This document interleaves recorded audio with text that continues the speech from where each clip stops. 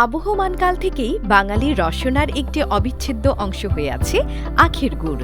শীতের পিঠাপুলি তৈরিতে, তীব্র দাবদাহে প্রাণ জুড়ানো শরবতে, নানান পালা পার্বণ অনুষ্ঠানে পায়েস কিংবা যে কোনো নাস্তা তৈরিতে আখের গুড়ের জুড়ি মেলা ভার। কিন্তু খাঁটি এবং ভেজাল গুড়ের পার্থক্য বুঝতে না পারায় অনেক কাস্টমারই বারবার প্রতারিত হচ্ছেন। ফলে নাস্তা তৈরিতেও পান না সেই গ্রাম বাংলার মায়ের হাতের স্বাদ।